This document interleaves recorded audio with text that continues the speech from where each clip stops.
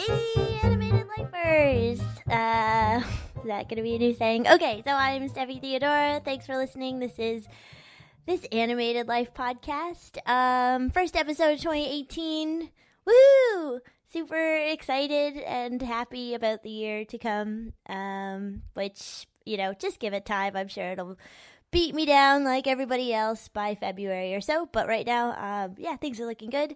Today, my guest is Jeanette-bonds, really awesome independent filmmaker, animator, and she runs a really cool festival called the GLAS Animation Festival in Berkeley.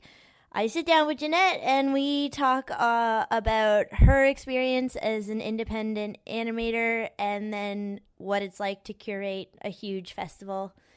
And she has a lot of interesting things to say, and definitely stay tuned.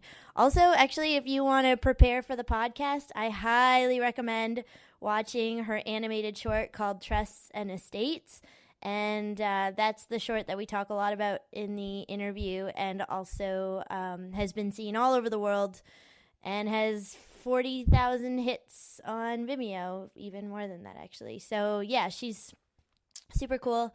As far as things are going for me, lots of meetings. Had an audition yesterday for DreamWorks for a voice for a cartoon reboot that they're doing, which is a lot of fun. And so just rolling into some meetings. I got a meeting with Netflix next week, and then another meeting with Mattel. And just finished a new pilot that I'm hoping will have some legs, and we will see. I don't know. There seems to be a lot going on this year, and I feel like everyone's sort of just like waking out of the Christmas coma and being like, oh, did we meet? We had the Animation Guild Christmas party. That was amazing. That was last week. So much fun. We have such a great community here in LA, and I love hearing from everybody about my podcast. So the latest weird thing about the podcast is someone contacted me that they want to be on it, but they want to be completely anonymous, and they want their voice changed on it. Like, they want it to be like one of those murderer voices. Anyway, I don't know how I feel about that. Well, I mean, Actually, I was really excited about it, but then the more that they insisted that the voice be weird, I thought, this is kind of strange. What are they going to talk about? But, maybe we'll do that. Also, I'm looking for a producer. Things are kind of out of hand with how much work this is. So, yeah. I just want to put it out there. I was also thinking about it'd be cool if we could film it and stuff. But anyway, contact me at stephie@stephie-theodora.com if you would like to be a producer. So without further ado, here is my interview with Jeanette-bonds of the GLAS Animation Festival. But she is also an indie animator.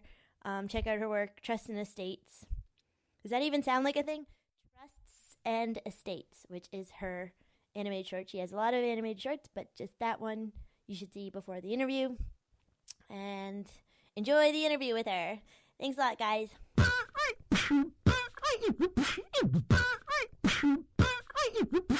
You were sitting in a cafe in Santa Monica? Yeah. Yeah. And were you thinking about what am I going to do for my final, or for my animation short at that Not point? at all. Actually, I think that had happened about 6 months to a year. I don't remember how long before. I think it happened long before it was just a story that I was always telling people. Oh, really? Because I couldn't believe it. And you're just sitting alone in Santa Monica. I went to Santa Monica. A friend of mine was having a concert at 7 p.m. on a Friday. And I thought, okay, I'm not going to drive from Valencia to Santa Monica at 6 o'clock. I'm not going to spend 2 hours driving, so I'll just go to Santa Monica. Oh, really? Get my nails done. Oh, yeah. Take myself out to dinner. Oh, nice. So I go to this restaurant really early as like a late lunch, early dinner thing, and I was the only person in the restaurant at first. What restaurant? Just because I find Santa Monica dead. This restaurant's closed. Oh, okay. I think it was called World something. Okay. And it was called World Cafe. Okay. Or something cafe. I just walked by and it was pretty. Yeah. It had a nice outdoor patio. Okay. which was closed because no one was there because it was 4 something. I don't know. So I go in and, I'm sitting there in this massive restaurant and, this huge group of guys. So in the film, it's 4 people, but in reality, it was actually around 12 guys. Oh, okay. I just wasn't about to animate 12 Yeah. people for 4 minutes. But yeah, they came in and sat down, and I mean, the film's version is a really short version of... what they actually said. Because I listened to those guys for a full meal, a solid Oh, hour. yeah. Jesus. And I kind of went... It was weird because I went back and forth between... It started off kind of funny. Then it started getting not so funny. And yeah. Just how you did it. And I would just get really... Yeah, I would go back and forth between being angry and then being shocked and kind of having like an uncontrollable burst of laughter, but I wasn't sure if it was genuine laughter or shock or like a defense mechanism, a coping mechanism. Right. But at some point I just thought, okay, fuck these guys. And I just kind of stopped, I zoned out for a little bit and I continued doing my thing. Yeah, did you have like some cover, like a book or like a computer? I had a notepad. Okay. And I was just writing stuff down that they were saying. Oh, you were writing down what they were saying. Just, I don't know why. I just thought it was funny. I had nothing else to do, so I was just writing shit down. And in fact, there was actually another person in the restaurant who came in afterward, and he was sitting... Oh, God, I don't know. Well, anyway, he was sitting across from me. He was making eye contact with me, and he kind of... I think he felt bad that they were just there were so many guys, and they knew that I was there, but because there were so many of them, they didn't give a shit what they were saying, and they were wasted. I don't know. But they're all in suits. They were all business guys. All business dudes wearing like bro time. Super bro time. They had the football rings. Oh yeah. Spiky hair. And were they real estate agents or what was their job? Lawyers and something else. Let's ostracize a certain profession. Who are the biggest scumbags? Is it lawyers? Okay, lawyers. They were definitely the part that I remember was definitely took note of was definitely lawyers. They were just talking about fucking over their clients. Yeah, and then it got disgusting. It just kept on escalating when they started talking about their daughters. I just could not believe what I was hearing, how gross it was, and then when they got quiet and I looked up and they were all praying. Right, so that happened too. I couldn't believe That's amazing. So now, did it ever occur to you? Because I overhear certain things. Mm-hmm. Why this isn't the place for me is because like a table of power lawyers are talking about Sure. awful things, and I mean they do in every city. But sure, did you feel like that's like a part of LA? Yeah. No, it didn't feel like a part of LA because I grew up in a military town. Right. So I think like that kind of language was par for the course. However, no one was ever. I don't remember anyone talking about their daughters. Right. That's kind of what made this so particularly gross. Was just especially gross aside from everything else that they were saying. But I guess it does. I still go back and forth between whether or not it has elements of humor and just being infuriating. Because you at that point too, did you know that you wanted to be in LA? Like, and why did you stay as in an LA? artist? Yeah, I got married, and my husband really wanted to be here. I wasn't sure what I wanted to do. Wasn't sure if I wanted to stay in LA or not. Mm-hmm.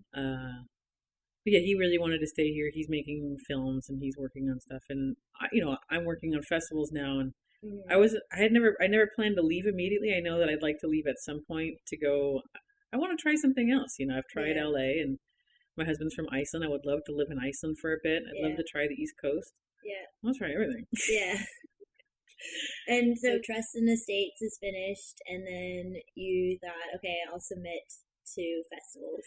Started submitting to festivals, and I think that there was this thing called, Film Freeway was around, but most festivals weren't on that yet. Right. So most festivals were still asking for a call for entries, just using some kind of form. I was using Without a Box at the time, okay, but and I was doing a lot of research, just to, trying to figure out. I quickly realized that there's like that part that says, festivals that are hot. Yeah. And I was going, I've never heard of any of these, because I would look up all these lists of festivals what are the top whatever festivals to submit to. So I would look at, because you had some lists that are 100, some that are 10, some that are 30. So I just kind of compared those three things and figured out, okay, there's got to be some kind of whatever's appearing on all three clearly. Right. Like, were you paying to submit? Most of them are, right? Yeah, most, especially live action festivals. Most of those are, almost all live action festivals you have to pay to submit to. Most animation festivals are free. Okay. Almost all of them. Okay. Very few of them are like have you pay to submit. Right. Which is why we went for GLAS. Why we went. We always wanted it to be free, just because that's what the community is accustomed to, and that's what we. I mean, who doesn't want to? Who wants to pay a submission fee? No one wants to do that. Yeah, right. Yeah. Out of all the festivals, what was the best one for Trusts and Estates?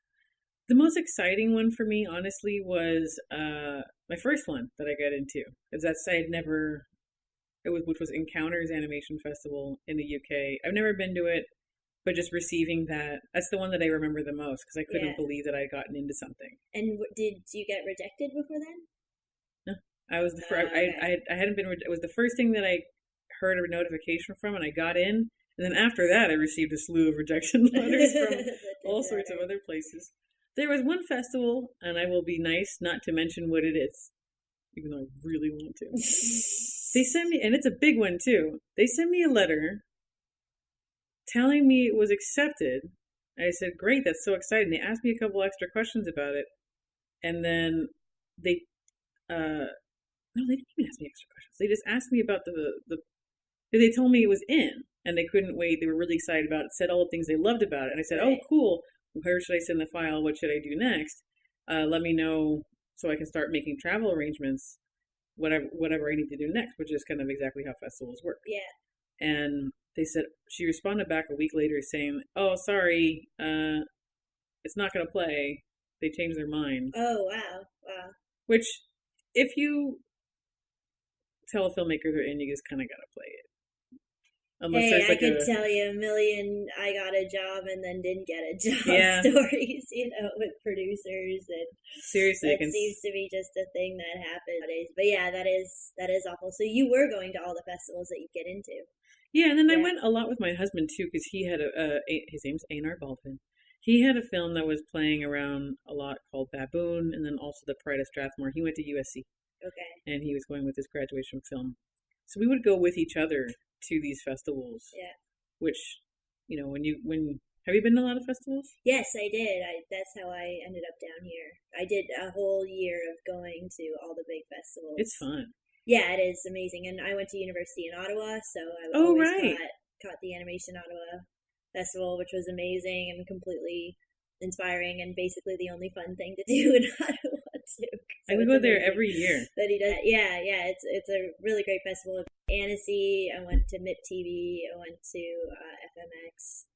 I'm going there this year. FMX. Yeah, those are cool. And then I had an animated short that got into a festival in Malmo, Sweden. Nice. I went up there, the Insane Animation Festival, which is like pretty punk vehicle, right? Yeah. And so even like your one thing that you made, you probably couldn't even link up all the amazing things that happened exactly because of that, right? Sure. So I was working in video games and was like, I really want to get into animation. What am I going to do? I'll just make something of my own and then see what happens. And then that took me to festivals, and then my work actually paid for me to do a workshop. Great. With Pixar. But yeah, and then actually festivals was like, that's what I tell people all the time now. If they want to get started, that they go to festivals, they see what's going on there, they meet with people. Festivals just have they do so many things, regardless of whether you're a filmmaker. I don't know, if you can get inspired by everything you see. It's nice it's a community that you get to meet all these people from all around the world together in one space. It's you get to meet everyone. You develop connect. It's not even just friendships and connections. It's networking. But seeing all that work is so much fun, and there's parties. Well, unfortunately, the biggest barrier is the prices. Yeah. I think Annecy cost me, 3,000 euros to go do that. Which is a lot of money. Between flying and... Well, yeah, even flying to Germany, then the hotels, like you're talking about, like beautiful tourist French town, and then, the lunches and the dinners, and then the festival pass itself. Sure. And so that's something, because I'm trying to coach a lot of people to get their careers going, and I feel like going to these festivals are really important, but it's just not in everybody's budget. I mean, that was one of the reasons why we started GLAS Animation Festival to begin with. And I still work with Slam Dance, but I started working with a lot of different festivals. Mm-hmm. I've been working with Slam Dance. I kind of started off, trying out, learning about festivals with Platform International Animation Festival, and then started going to all these other ones, learning about it, and kind of with going this, like, why don't we have anything like this in the U.S.? There really isn't. Right. So. And in your experience, when you went to the festivals, like this one in England, which one was it again? I didn't go to that one, but you didn't go to that one? I wish I'd gone. Encounters. Okay. What was a festival that you went to for your first movie? For my own first film that I played in. Oh God, I don't even remember. Yeah. That's weird. I think really? it was You don't remember Holland. sitting there and looking at Trust and Estates on a big screen in a big room of strangers? I think the first festival, because I saw it a screen at a lot of places. I think the first place that I saw at a festival was actually the Holland Animation Festival. Okay. Wow. Oh, that's a good one. Oh, what's that one called? It has a weird abbreviation too. Half? Yeah, okay. Yeah. Well, there's two, and then there's like Kick or something. Click. Yeah. Okay, that's the Amsterdam one, but then Holland has a different one. The Amsterdam one is Click, and then the one that's in Utrecht is Utrecht. Yeah. Is Half. Okay. In my mind, before I started working in festivals, there was this division between the curator and the filmmaker. Mm-hmm. And then once you start going to the festivals a lot, they merge together a lot. Most of my friends are both filmmakers and curators, and everyone hangs out with one another, and it's fun. It's a lot of fun. Yeah. So, what was it like to be in a room full of Dutch people? I know that they don't laugh out loud very often sometimes. They laugh. Like, did you find there was a cultural divide? Like, did you find what you made was pretty American, and then there you were being saturated in Europe, and the audience might not connect with it? They connected with it a lot. I was actually really surprised. They really liked it a lot. Douchebags are universal, turns out. So yeah, exactly. This one, I'm just sure. for our listeners, so they have an idea of when you make something. Because how long did that take you? So it was a 5-minute animated short. And it took me, I guess, from start to finish, from script to completion. I think I started in November. Okay. And then I ended in May. Okay. Yeah. So it was 6 months. 6 months. I didn't work on anything else. I was just working on that. Really? And considering I had never worked on anything Full else time. before and barely knew how to animate. Right. Hey, what software did you use to animate that, by the way? I used paper. Okay. Really? That was all paper? It's all paper and markers. Like, not a app called Paper, but no. I used what is this paper you speak of? Is it in producing it and getting it out there? So you got into these festivals, and then how long did you kind of ride the festival train for?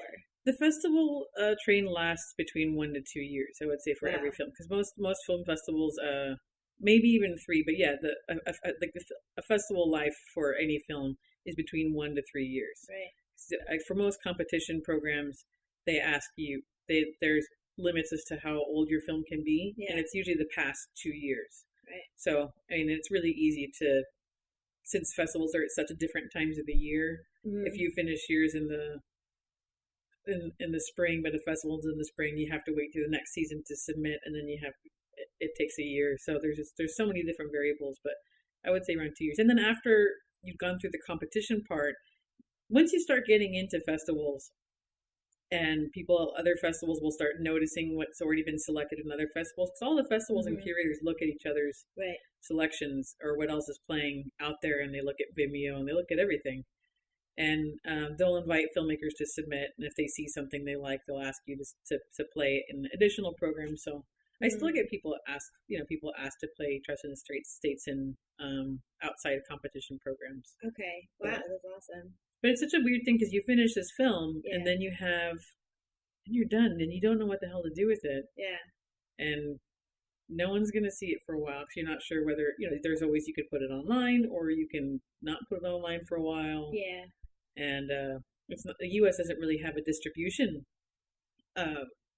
platform whereas Europe, there are distributors who have money to buy films. In the United States, isn't like that. You're kind of, every filmmaker is for the most part self-distributing their own stuff, Right. and they're not going to be making money off of it.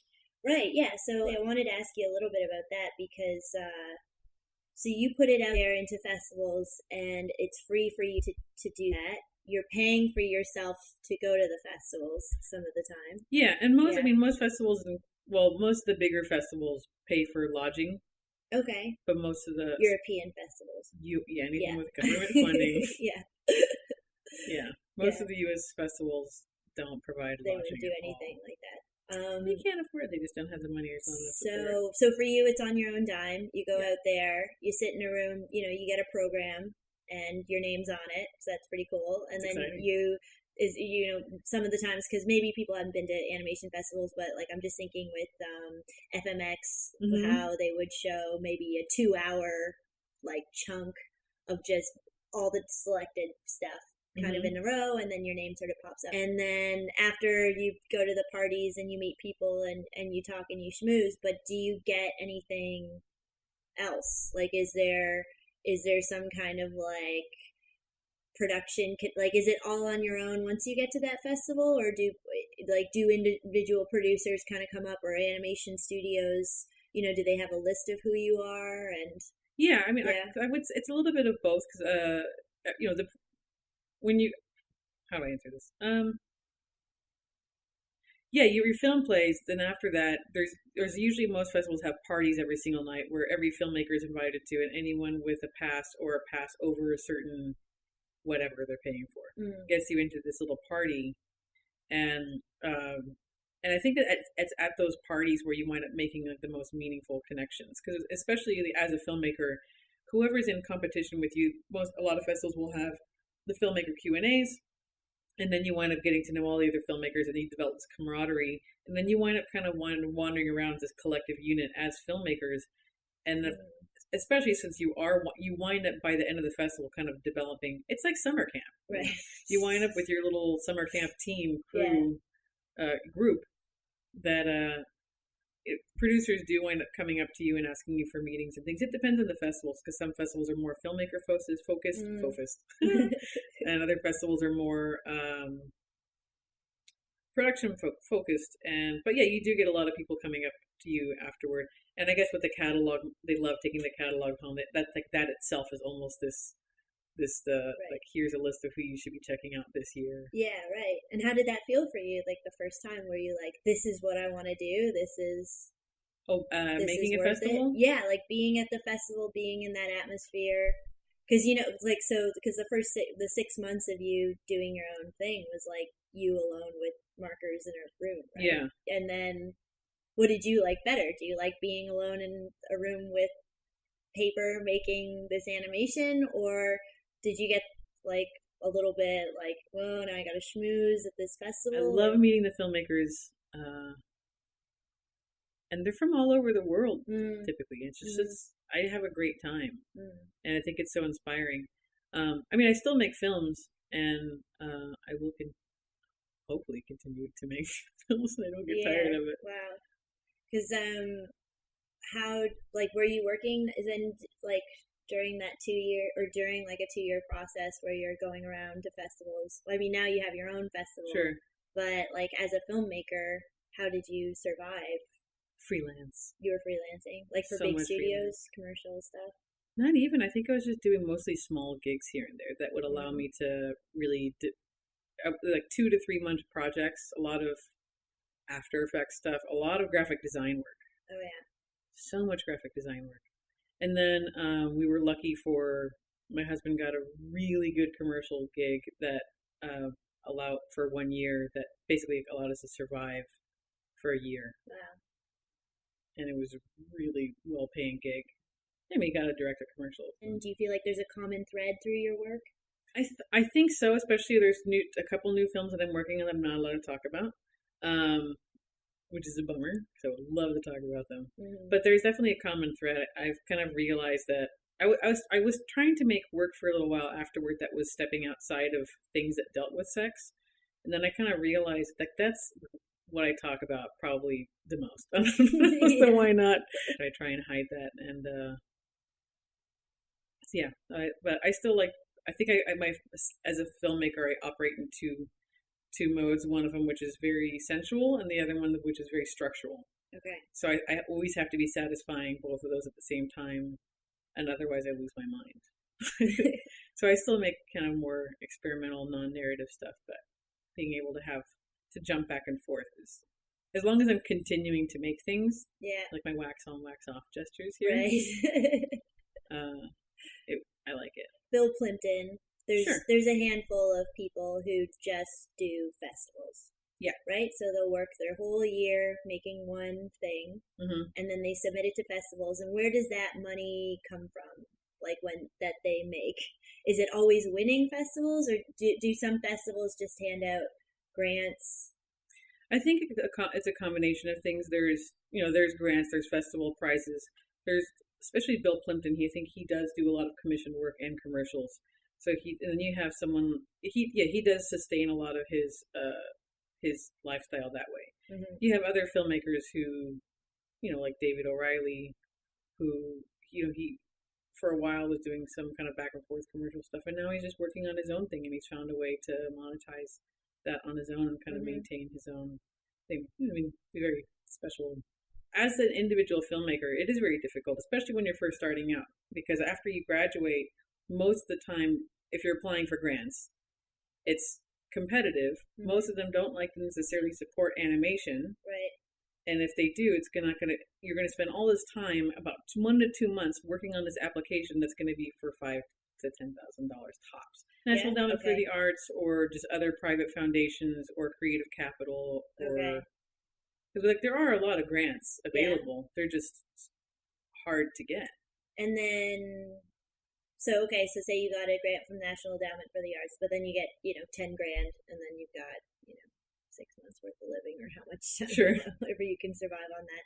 Okay, and then what happens to that short, or what happens to that animation? I guess typically from then, after you get your film funded, then you would typically do the festival circuit, and either you can hope to be pick up and distributed. But I guess at that point, I'm not sure what the answer is right now, because it seems as though the tide is shifting so much in terms of how to monetize shorts and what that's. I think the things that were happening 2 years ago, where you could very easily say, put your film on Vimeo, see what's going to happen. You'll get jobs from there. People are going to take notice.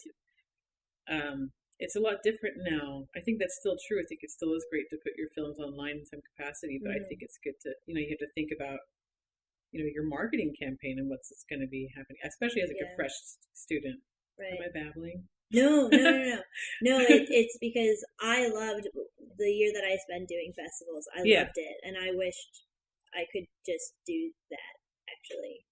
It's expensive. It is really, really expensive. And even as a writer now who wants to go and re-engage with the community, it's definitely coming out of my own pocket at this point, because I don't have anything to submit. And, but the people, it was because of the inspirational people. It was like the weird group of French guys who made this weird deer animation. Which I don't know if you saw it, where they're this deer is jumping in out of ski lifts. It made its round a couple of years ago, but it just I was sitting there at Annecy watching this, and I was just thinking, God, who are these people, and how do they just get to make this? Because it was so much work, and they have so much funding in France. It's crazy, right? And that's what I was wondering. But that's the thing, is you meet all of these incredibly talented. I'm in TV. Sure. I'm meeting everyone in the industry who's in the industry, but the artists you meet at the festivals. And I would love to keep doing it. And so I wonder, just your opinion, how do you do that? Who gives you, so if you get into a festival, you don't get any money. It depends. I mean, you can win prizes, but I think ultimately, if making short films isn't necessarily that profitable unless you're someone like Don Hertzfeldt, or is making a very specific type of thing. Yeah. But I think that's okay. I mean, people have. It's okay to make making a film after work and having it as a hobby, and it's fun. People make music and no one listens to it. It's okay. It's okay. I think that's something that's very unique about the United States and a lot of other places that don't have government funding for their films. I was talking to someone recently, and they were kind of asking me, like, they're like, so how do you make your films? And I think I was saying, what do you mean? You just make them. I said, well, how do you pay for them? Like, you don't. You just make it. Right. They said, well, how do you pay for it? It's like, you don't. You don't ever pay for it. You just make film. I said, Yeah. And it was basically a back and forth conversation of, right, but where do you get the money? There is no money. But how do you make it? You just do. With what money? And it was just that for, I think, a solid 5 minutes. And I think that's something that's interesting about the state of independent animation in the United States, especially with the technology changing, and it is so much easier to make films right now, and it is so much easier to self-distribute your films, because it's no longer necessary to rely on festivals. Because it is, I mean, I love festivals a lot. I really do, for the community environment, but there's so many other platforms that you can distribute your films and actually get noticed that might have, you know, you have Vimeo, you have YouTube, there's just different ways to get seen. They're all valuable. But you, as a festival curator, will you take someone into your festival who already has 5,000 hits? Totally. You will? Okay. Absolutely. I don't think that, if it doesn't make a difference to me if their film's online or not. I mean, filmmakers need to, I would hate for me to be punished because I put my film online. Because if filmmakers need to make a living, right? And it's a different context to view a film online versus just in a theater. It's a very different context. Yeah. And I think it's okay to watch both. In fact, most festivals, including live action festivals, over 75% of film festivals allow for shorts to be online. Okay. So they've changed that. Okay. And that was from 5 years ago, so that percentage has probably increased. Right. I would say the only ones that that require premiere still are Venice and Berlin, right, or something like that. But I think Sundance has even changed that. You can still have your film online. Okay. So I'm curious about your transition from being a creator to being a curator. So 2012 till about like 2000, so it's the fourth year this year. This is the third year of your festival. Yeah. So 3 years ago, well, let's talk about 4 years ago. Sure. Okay. 4 years ago, were you just full out animator, picking up freelance jobs and then doing your own stuff? 4 years ago, my husband had his film play at Slam Dance, and they were asking him if he was interested in being a programmer for Slam Dance, and he asked me something about it, and he said that he wasn't interested in doing it. I said, I want to try. I don't know what this is. I would love to do this. Yeah. And I had just gotten my first taste of festivals. I had gone to Annecy for the first time. I had, had worked on platform for worked on like a mini platform here in LA for a weekend festival. And so I just was really excited about it. So I jumped on this opportunity, and I've been programming with them ever since. It's just so much fun. It opened up my mind just so much. I love Slam Dance. Yeah, they're so great. I've never heard of it. I have to look it up. They happened at the same time as Sundance in Park City. Okay. Oh, really? Oh, it's like the alternative festival? Yes. Oh, that's cool. Okay. Berlin, we have that for the Berlinale. Really? Yeah, we have the Bodinale, which is all the stuff that kind of gets rejected. It's really punk. Yeah. Slam Dance is the same. Yeah, and their idea is, Sundance was supposed to have been founded as this thing that's championing independent art, and it's kind of not anymore. And so they're going to do it in the same space and give people the opportunity to see it. Cool. That's the philosophy. So then that was kind of like your soft segue in, was picking up this job at Slam Dance. Yeah. And I mean, it didn't pay or anything, but I was doing other stuff, like working at the same time, and I also was working for LA Shorts Fest, programming there. I started programming there as well, and I just loved watching, and it was mostly for live action shorts. None of this was for animation. Oh, okay. Wow. And in fact, I was doing live action programming for features this last year. Wow. So man, you must have to just sit and watch stuff. Yeah. Do you take notes when you do that? Yeah. Do you finish everything? Everything from beginning to end. Really, beginning to end, even if it's just. Okay, all right. They're paying for it. Yeah, okay. The least I can do is watch it. So, for 8 hours a day, or how long will you? 8 hours can be a little tough. Yeah. Toward the end, I mean, right now with GLAS, it has to be 8 hours a day, just because like with Slam Dance, it's a different system, so you're kind of splitting it up between a bunch of filmmakers. And live action shorts are much longer. But with GLAS, I watch everything 3,600 films this year, which is over double from last year. So that was pretty overwhelming. My brain was kind of fried. Yeah, that's amazing. I don't want to watch another short for a while. I mean, honestly, even being at the festivals and seeing the stuff that's been picked is really hard too. Like there was a couple of days in Annecy where I was like, I don't want to watch anything today. I understand. Even though it's all great. But you got a pretty good idea about the animation scene in the world, you could say. You did Japan and Asia.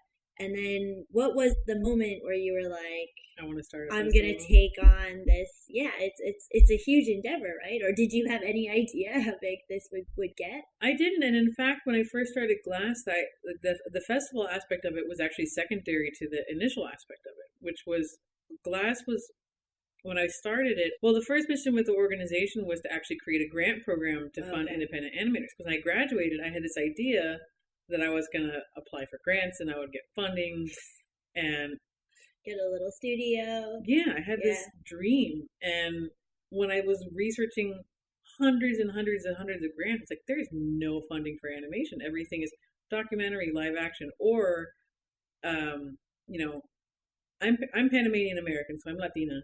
And they, you know, there would be the films for like Latin American filmmakers, but you would have to make a film about being Latina. It's like, why do I have to make a film about being Latina? Why can't I just be Latina and have like my voice, my cinematic, you know, that part of that being an extension of it, rather than just it has to be about my flag or something, you know? So that was really just, I wanted to create a grant program that was available to animators and to animators only to make independent shorts without restrictions of what the subject matter could be. But what was so surprising to me early on, because I had this idea that most people would be more inclined to donate to a grant program than to a festival. And it turns out it's the opposite. Most companies, they're interested in, you know, they want to... Because they want their logo on the festival? Yeah, and they want to participate in it and showcase their stuff and develop relationships with young artists, and I understand that. And I guess the other difficulty thing for companies in particular is if they're putting money into a grant program, they don't know what it is that we're going to produce, and if we produce something kind of raunchy and it's like on Disney, that's not going to look good. So I completely understand that. But, I mean, so for the grant program, we definitely have to rely on individuals. For the festival, we're definitely relying on sponsorships. And this year, now that we have been around for 3 years, now we can apply for grant funding. Oh, okay. Oh, so there's a certain amount of years you got to be around. Yeah, it seems like most grant-giving organizations that fund events, they require at least 3 years of program in order for you to be eligible to even apply.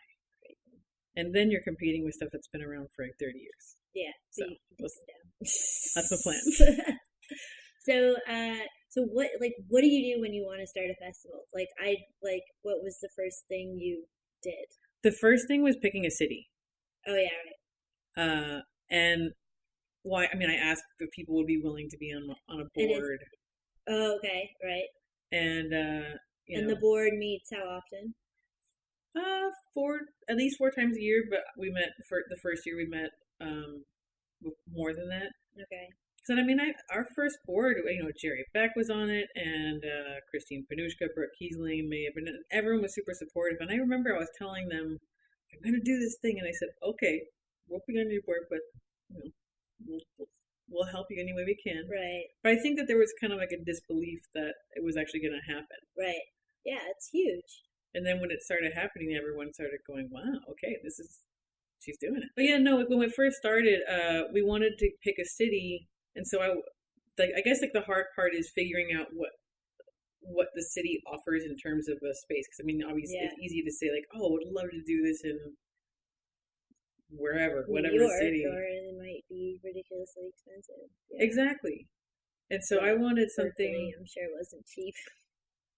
Berkeley is the most supportive city. Yeah. Because I called, I think 8 different cities because I was looking on maps, and yet I wanted to have a place that had. Just like Ottawa and just the Annecy and Zagreb and you want hotels nearby, you want it to be cute, you want restaurants nearby, you want the theater all within walking distance. Yeah. You don't want to make anyone drive anywhere. Yeah. Or have to travel far. Yeah. You want it to be fun and vibrant. So how many films do you let in your festival a year? In the competition, I would say typically around 60. you watch it personally. Mm-hmm. Are you the only one to watch so how does the different gates work? Oh, right. So I first watched everything. Wow. And then I send about... And do you watch it as it comes in? Yeah. Otherwise it gets overwhelming. Oh, okay. Definitely. So if someone sends you something 3 a.m. last night, yeah, for sure. You're waking up and you check it, you're like, oh shit. All right. And then you watch it and then you take notes? For I would say for animation, I don't take as much notes. For live action, I do because the films are a lot longer. And, like the animation, also, I mean, just when I used to be doing programming with live action stuff, I was getting DVDs. Right. And now that there's, like, I can just type in notes into Film Freeway and have notes for myself. It's so much easier. So cool. And the notes are a lot more brief, whereas before I would, like, write down everything. I still write down, like, what my favorites are. And but, yeah, I would say I pass through about 20 to 30% to the curation team. So about 5 people on the curation team. Oh, after you watch it or before? Yeah, okay, after you watch it. So I pass. Oh, so you recommend? Yeah, and so anything that I pass through stuff that I don't even like, because I think maybe someone else will. I don't know. Okay. Just to see, this has, if anything has merit in some capacity, we pass it through. Yeah. If it has an interesting curatorial vision, it has an interesting aesthetic, if it feels different or exciting or new. And how many people are on that second wave? 5. Okay. 5 of us. Okay. And then they'll all watch them. So they all watch them, and then, because we use 2 film submission platforms, one is Film Freeway, the other one's Submittable. Okay. And each person votes on the platform itself. So they have like voting thingies on there. And that's just a yes or no? They have yes, maybe, and no. Okay. And then they also have the option to do a ranking scale where you can do like 1 to 5, 1 to 10. Okay.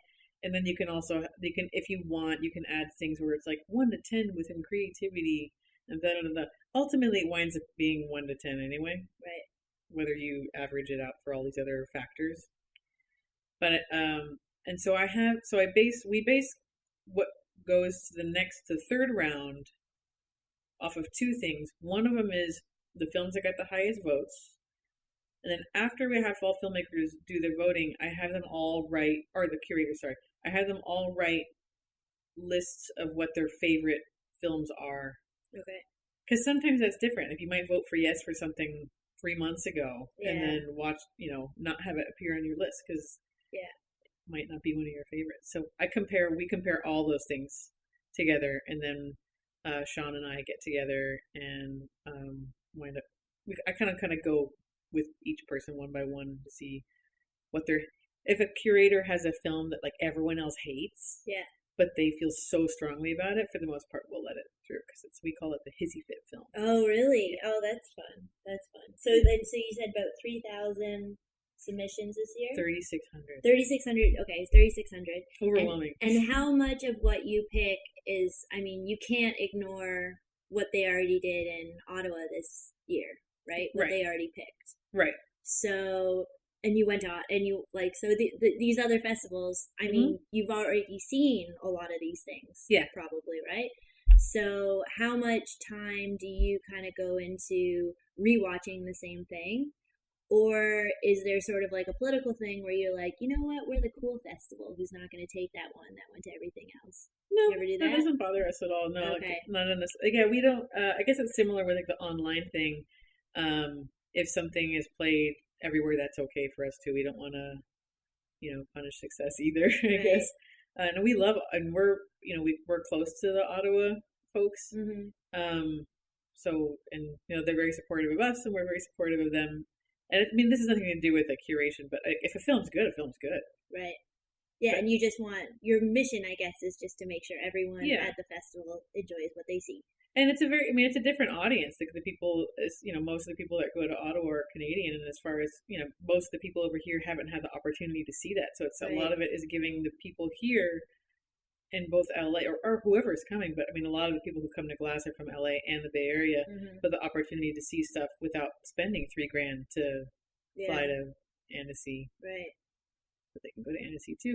But I mean, each festival has their own curatorial vision, I guess. What have you learned as a curator that you can apply to your art as a filmmaker?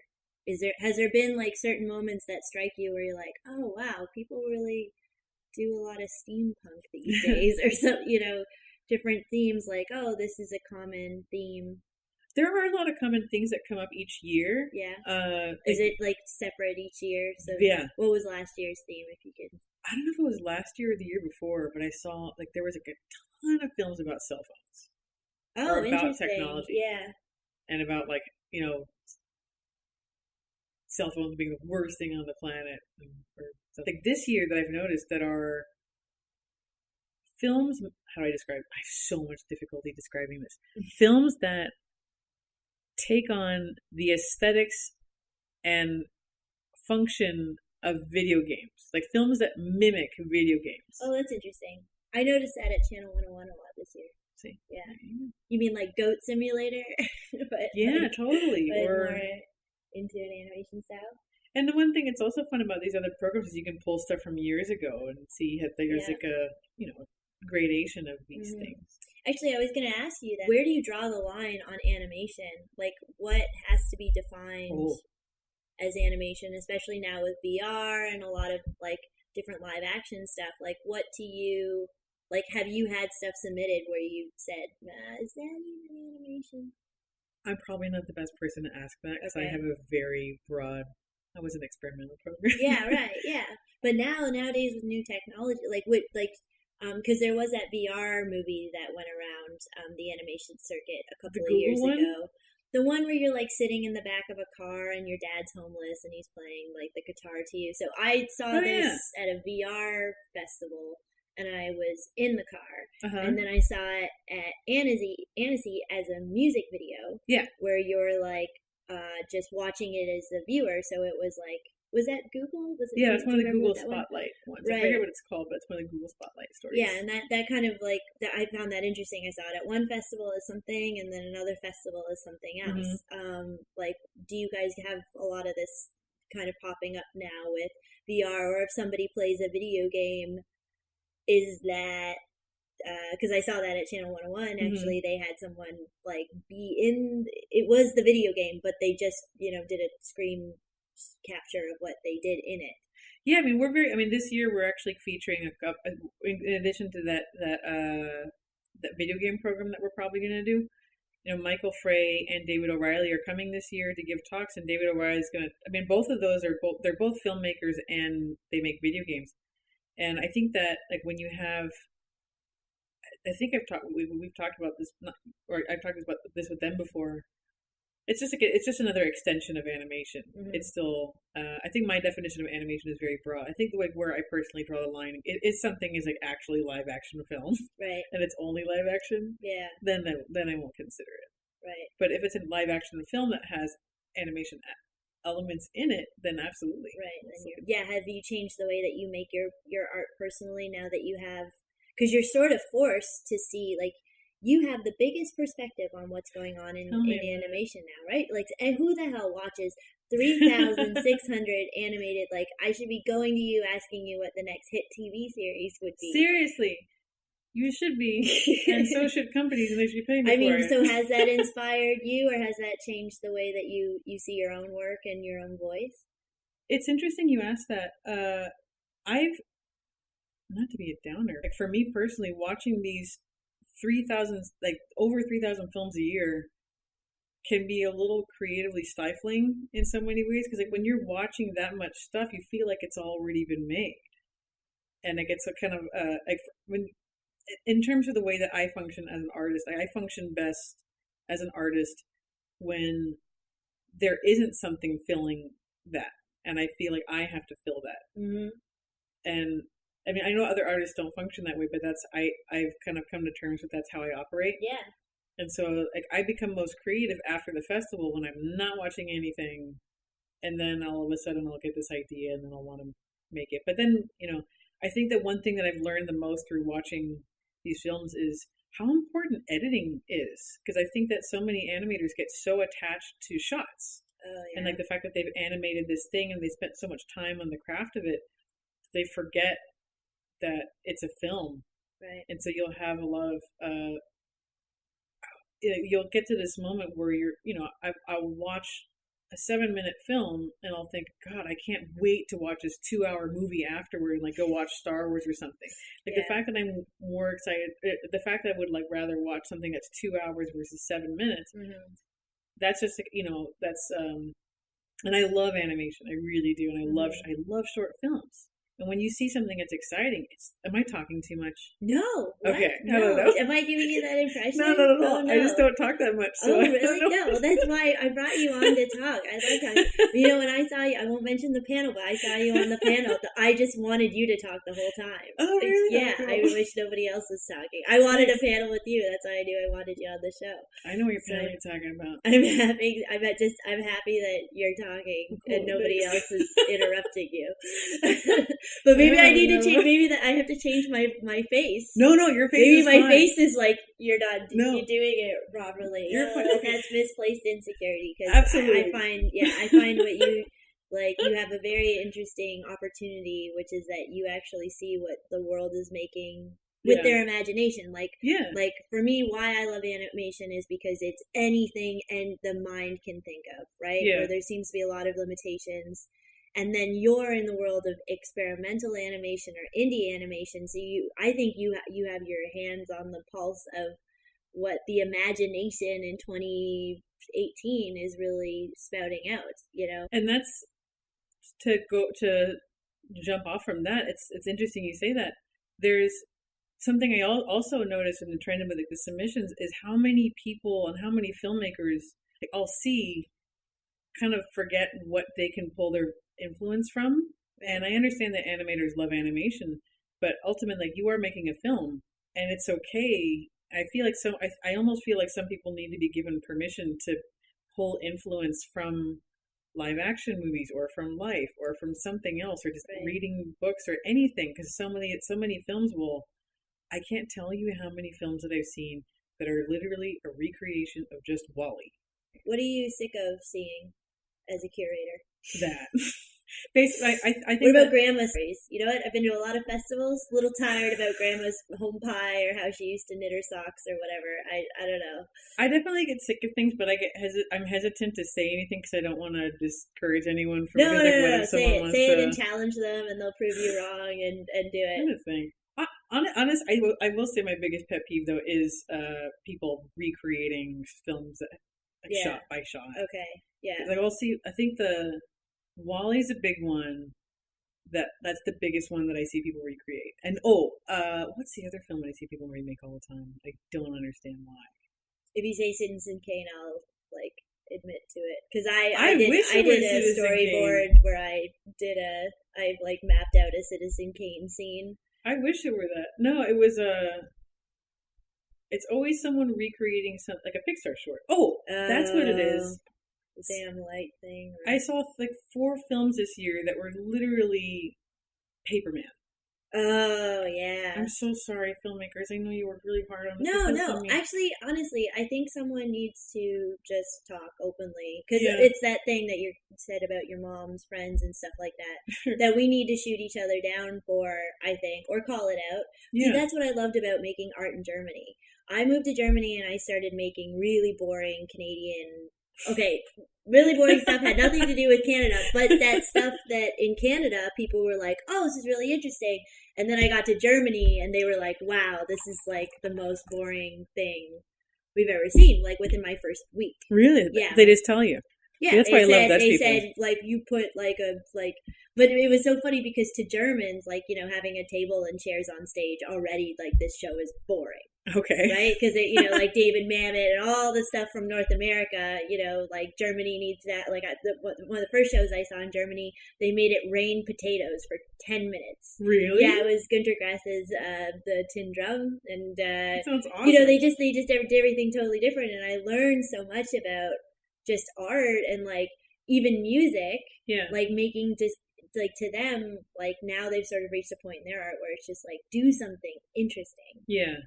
And I found that critique of my own work to be really hard in the first couple of years, but it made me a better artist. Yeah, sure. And that's something that I try to... Nobody wants to shit talk animation shows. But I really try to get it out of people, like, oh, why the hell another 2? Do we need another one? And well, I don't know. I don't want to talk about it. Like, no, really, let's talk about it. Like, why are they still making shows like that? And I think it would be good to know as a. It's funny because 2 friends of mine sent me scripts to read, and they're both very similar. Interesting. And actually, I gave them both separate notes, and I'm saying to both of them, hey, actually, you guys should maybe like communicate. But I'm curious about like the artistic voice in 2018 now that makes people maybe all think the same way. So the phone thing, I think, is really interesting. And I think another thing that's interesting to think about is in terms of like the timeline of stuff, like because animation takes so long to produce. Whatever's coming out now is actually an idea of 2 years ago. Thought of the way things were going to be, and then it turned out differently.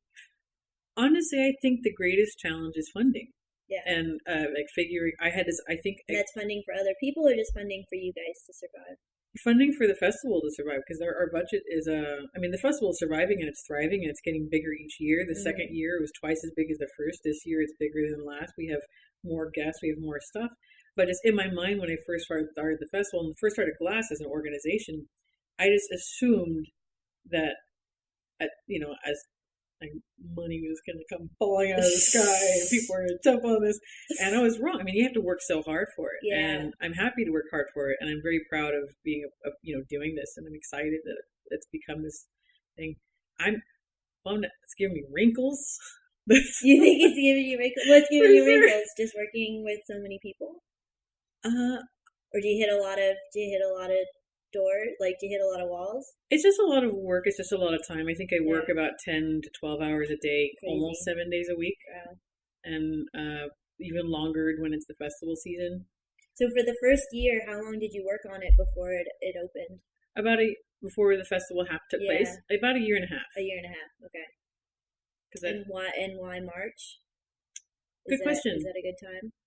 Well, because I talked to several different venues in several different cities, and they all said the same thing, which was, your first time festival, so we're not going to give you valuable screen time, and they're all working with with distributors, Hollywood distributors, so the time where they can actually where theaters can actually let us use their space is after the Oscars, before the spring break movies hit. Oh, okay. Because no one's releasing movies right after the Oscars, so they're not going to lose any distribution deals. Yeah. So it's actually when our festival takes place is completely tied to when the Oscars take place. Okay. So last 2 years, our festival took place the first week in March. Yeah. And this year is at the end of March because the Oscars got pushed. As far as like the headliners are Phil Lord and Chris Miller, who directed the Lego Movie and 21 Jump Street. Okay, cool. So let's talk about him. So is he gonna be speaking? Yeah, they're both coming, and we're going to be doing a retrospective of their work. So we're going to screen Cloudy with a Chance of Meatballs, Lego Movie, and 21 Jump Street. One thing that interests us, especially like why we show the live action films as well. We did that for Brad Bird. We showed Mission Impossible. It's like the fact that like, as an animator, you can do live action too. It's okay. Right. It's all filmmaking. Wow.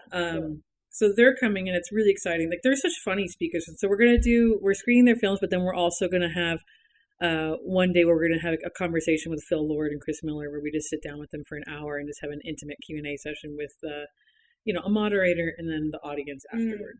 Okay.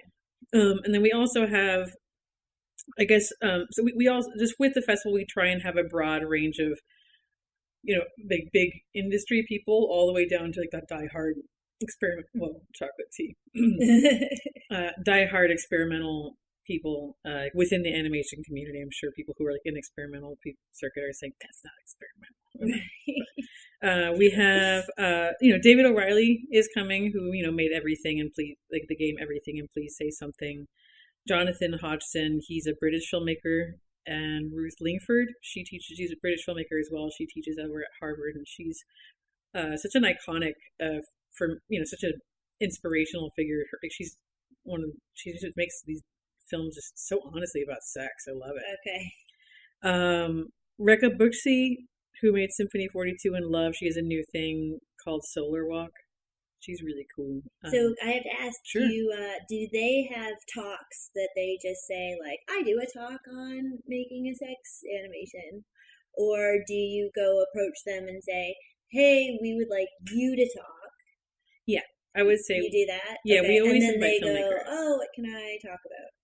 Yeah, essentially. I mean, we have some people that ask to come, but for the most part, for the first 3 years, what we've done, I would say for special programs, we do invite people to come, but usually when it's someone's own personal work and not like a curated program about something else or a collection of works, we invite, we'll reach out to filmmakers.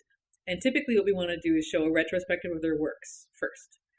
So show works that they've, all the works that they've done. Okay. And then after that have a Q&A. And some of them are going to be, doing workshops or talks or, with Phil Lord and Chris Miller, that we're going to do an hour long, that's just going to be a Q&A. Whereas a lot of these other filmmakers who are coming, we're going to be doing the retrospective and then like a shorter 20-minute Q&A. Okay. So where do you see the festival in, like, what are your big, like, hopes? Do you want to be the North American Annecy? I want to be the North American GLAS. I want GLAS to continue to grow. I mean, to continue to expand and the big goal is for us to get the funding to provide lodging for all the filmmakers, like they do in international animation festivals. Right. That's really the big thing, the big goal for me. Yeah. GLAS is. I mean, we've proven to both to both the community and to ourselves that we can do this, that we can afford this, and that that it's growing consistently and sustainably. Right. More importantly, that it is something that is sustainable. And so we want to grow little by little and have it maintain that sustainability. Otherwise, if we kind of grow too big, it could collapse, and we don't want to do that. Right. But yeah, we're going to be starting to work with hopefully working with, we started talking to the people at the Pacific Film Archive and doing stuff there, which is an unbelievable space, and they just do so much for like within film, connecting with more universities and just having more filmmakers there. We have installations and performances. We want to do more installations and performances, and we just want it to be bigger and we want to invite more people, more filmmakers there, more guest presenters. Well, if people wanted to help you, what could they do to help you? So would it just be to donate money? Would it be to donate their time? Both of those things are, obviously donating any kind of funds to either the festival or to the grant program would be incredibly meaningful. The more money we can get to the grant program, the bigger grants we can get to individual filmmakers, and we can continue to expand and to make independent shorts in the United States with proper funding. Is there like a person that could possibly come and volunteer sometime? Someone who is an expert in grant funding or some kind of marketing person? Love that. That would be amazing. Your team? That would be wonderful to get someone who can help us out with grant, but especially now that we're eligible to apply for to meaningful grants to substantial grants. Right. But as far as getting involved, like volunteering is really helpful. I feel like whenever I go to festival and they thank the volunteers, a lot of people are like, yeah, you have to say that. But it's true. They really make the festival. You cannot do it without them. And you have honestly, a good time with them. They're great. Right? They're really wonderful. We have, people that get involved and help out with internships for a couple months. Like that helps out so much because it's so much organizing. It's so many spreadsheets. Right. So if people wanted to contact you, how could they do that? They can contact me through the website, theglassanimation.com website. There should be a contact form there, and everything goes to me. I think it's info@glassanimation.com, and everything winds up forwarded to me anyway. Great. I can see it. Yeah. So then it's in Berkeley on March 22nd through 25th. Like we said, GLAS Animation, GLAS Animation Festival. Google that. That's in Berkeley in March. Hope to see you there. I will be there. Maybe I will be podcasting. I didn't do the chapters this week because I don't know. We're gonna change everything around pretty soon when my big fancy producer finds their way to me. I have a lot of applications, but nobody that I really feel like can do this yet. But anyway, sorry the quality was so bad. I thought, it'd be so much fun if we recorded at the kitchen table. And that's like the worst place that you do these things, I guess. So I'm learning. Thanks so much for listening. Write me some comments, send me some messages, subscribe if you want to be on the show, or just tell me who you want to have on the show and what you think of this like anonymous thing. Is that a good idea? Okay. Yeah, we will talk soon. Hopefully I'll do another show in 2 weeks. I got to do more shows. Okay, take care.